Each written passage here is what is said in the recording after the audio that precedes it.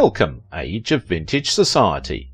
Eleanor Powell, the long-legged tap-dancing star of scores of Broadway and Hollywood musicals, including Rosalie and Born to Dance. With minimal training, she became the queen of tap dancing in the 1930s and 40s, with MGM casting her in some of the best-loved musicals of all time. Why was Eleanor Powell too good for Fred Astaire? Make sure to watch the video until the end and leave your thoughts in the comments. If you are new here, join our wonderful community by subscribing to the Age of Vintage channel. Eleanor Powell, the magnificently talented movie musical performer of the mid-20th century, was too good for Hollywood. I don't mean too virtuous, I mean too virtuosic, too masterful at her speciality tap dancing for the powers of the studio system, including its powerful male stars, to tolerate. Eleanor was an actress and dancer best known for her assertive and aggressive style of tap dancing. She was not usually cast against male dancers because of her dominant style and virtuosity, but was cast in roles that showcased her virtuosity in solo dances. During the 1930s and 40s, she performed several tap dance numbers in films. Dance Masters of America selected her as the world's greatest tap dancer in 1965. Despite her immense popularity, she only acted in 14 movies during her entire career. Today she comes across in film clips as nothing extraordinary, and equal to the men with whom she performed, and that's what was extraordinary about her. In her own day, in the late 1930s and early 1940s, when the women of the musicals served mainly to make the men look good, Powell was a little too equal to her so-called co-stars. She made them look co-equal, and they felt less like stars. Eleanor Powell was one of the very greatest, period, bar none, said Fayard Nicholas of the Nicholas Brothers dance team, who understood greatness. Not one of the greatest women, one of the greatest, period. Dynamic and versatile, Powell danced with a melodist's sensitivity to the essential musicality of tap. She was a musician, using the word tap dancers tend to reserve for their highest praise. Little could she have imagined that she would grow up to become one of MGM Studios' top dancers, and the wife of Hollywood screen great Glenn Ford, who starred in such films as Gilda, The Courtship of Eddie's Father, and Blackboard Jungle. Eleanor Powell gave up her career as a Hollywood dancer-actress to focus more attention on being a wife and mother. She never really returned to films because her family was more important to her than her career. Her son, Peter Ford, said, "I was so lucky to have her as my mother. She was dedicated to whatever was placed before her," Ford said. It was the same work ethic. It was probably her Massachusetts-inspired roots that ran thickly through her blood. Typically cast as the determined hopeful whose talent and determination get her to the top, Powell was not a major actress, but she did display exuberance and a certain tongue-in-cheek charm, and her aggressive, androgynous dancing style made her as familiar a sight in Top Hat and Tails as Fred Astaire. Powell, the only child of Clarence and Blanche Powell, was born in Springfield on November 21, 1912. When parents separated when she was 11 months old, she was raised by her maternal grandparents, Harold and Susie Bell Torrey, while her mother worked as a chambermaid, waitress and bank teller. Blanche never remarried. Blanche worked at 2 or more jobs as a chambermaid to support her and Eleanor.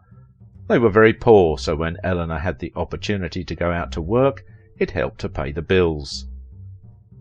"Everything I am as a woman I owe to my mother and the way she brought me up," Powell said about her mother.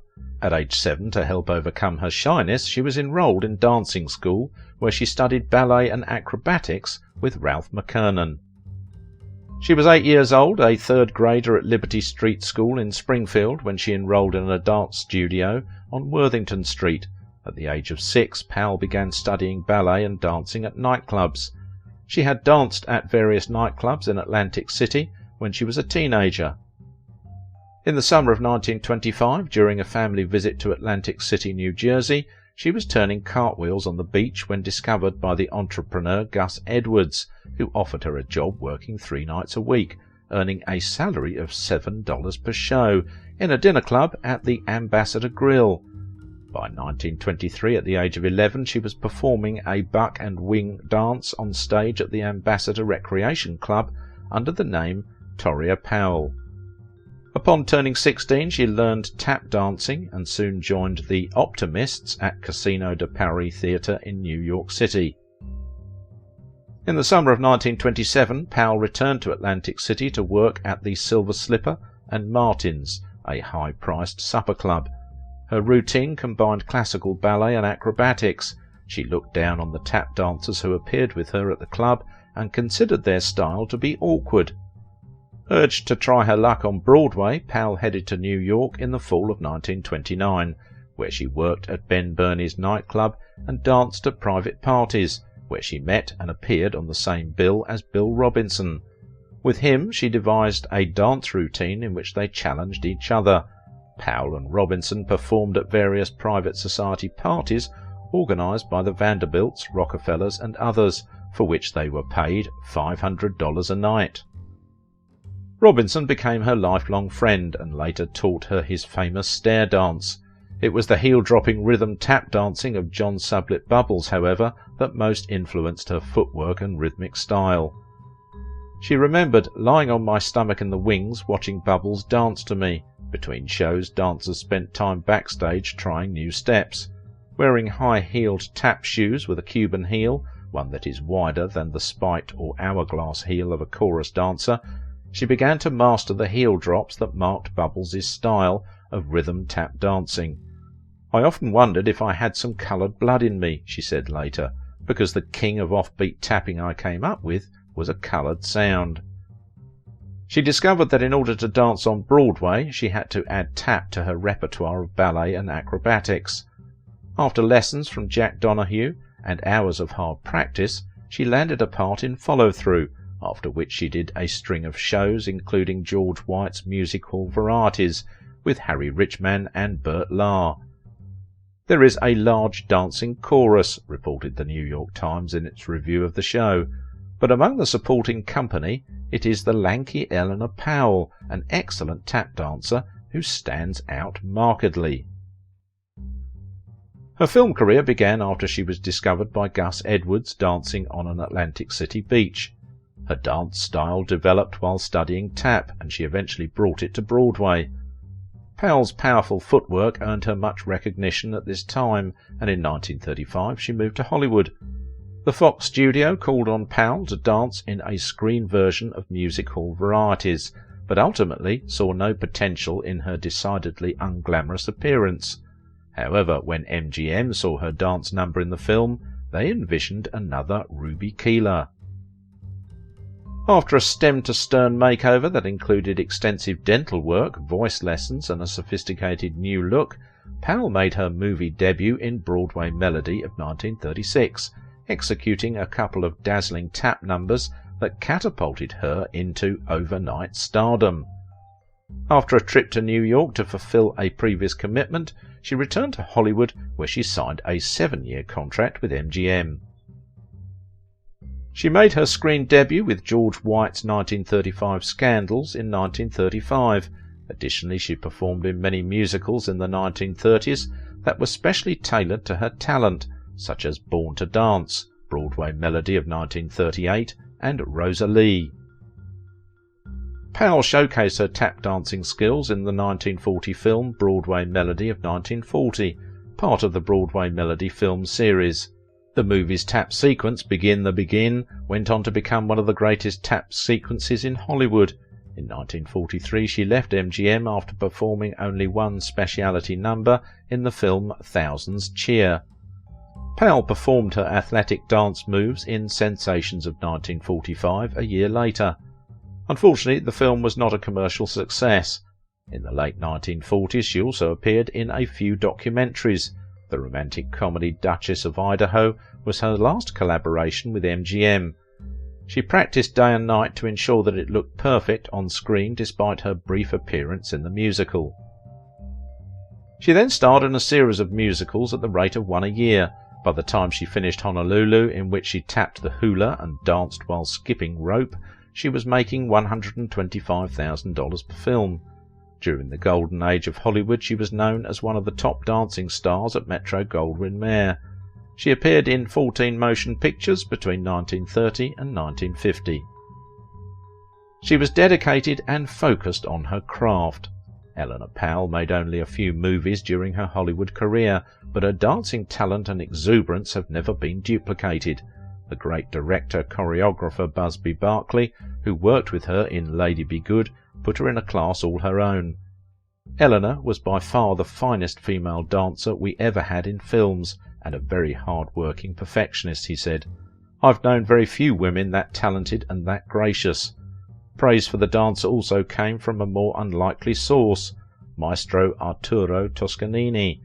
3 things I will carry through life, he said, the glorious sunset, the splendour of the Grand Canyon, and the dancing of Eleanor Powell. In 1940, with great anticipation, MGM teamed Powell with her counterpart Fred Astaire in Broadway Melody of 1940, but the two lacked screen chemistry together. Part of the problem may have been Powell's acting, which the New York Times found automatic at best. The final impression of her characterization continues to be the memory of a professional smile, turned on and off like an essentially unamused neon. While further plans for Astaire-Powell pairings were shelved, the two parted on good terms. By the time Powell departed from MGM in 1943, the public had tired of tap dancing, and the studio had no interest in renewing her contract. The actress, who had been dating her secretary, Sid Luft, future husband of Judy Garland, married rising star Glenn Ford that year and retired to private life. The couple had one son, Peter. Ford had such an inferiority complex it was sheer hell, Powell would say later. In 1959, 9 years after her last feature film appearance, Powell's 16-year marriage ended in divorce. While Glenn Ford wed 3 times more, Powell never remarried. For the most part, Powell busied herself with community and church activities, although she came out of retirement in 1954 to appear on the Emmy Award-winning Faith of Our Children religious teleseries. Her last film appearance was in the 1955 short film Have Faith in Our Children. In 1974, a documentary called That's Entertainment, and its sequels titled That's Entertainment Part 2 and That's Entertainment Part 3, reintroduced her to film audiences. Powell made her last public appearance in 1981 during a televised celebration of Fred Astaire, where she received standing ovations. She complained in an interview the following year that she was allowed only to dance, dance, dance, and said she was worried that her fans might think of her as a tireless automatic Amazon, a singing, tapping top, rather than a real human being. Powell's problem was the problem male stars had accommodating a woman every bit their peer on the soundstage. Fred Astaire, who performed with Powell memorably in several films, pinpointed the issue in a couple of interviews, as well as in his autobiography, Steps in Time. Eleanor Powell, one of our greatest talents, is a bit too powerful for me, he said. I love Eleanor Powell, but she dances like a man. She's a remarkable dancer, but she has a very mannish style, and she's a little big for me. Watching a clip of Powell and Astaire together in Broadway Melody of 1940, one could wonder what the hell he's talking about. Powell is as gorgeous as she is fleet-footed and musical. By mannish, Astaire obviously meant unwomanly, and by that he meant, in essence, unflattering to him. After all, the dancing thought of as partner dancing in the heyday of movie musicals was, in fact, more a kind of two-person soloing, with women functioning largely, often, as the fantasy object of conquest. Eleanor Powell read on screen as neither conqueror nor prey. Hollywood could never figure out to use her, because she came across as a woman not easily used.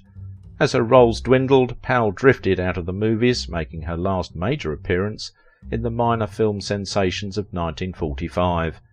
67 years later, Powell has finally found her time. After her divorce, and with encouragement from her son, Powell dieted down to dancing weight and began rehearsing a nightclub revue which opened at the Sahara Club in Las Vegas in February 1961. The show was a hit, and she went on to play at the Latin Quarter in Manhattan. Eleanor Powell has Broadway at her feet once again, announced the New York Times.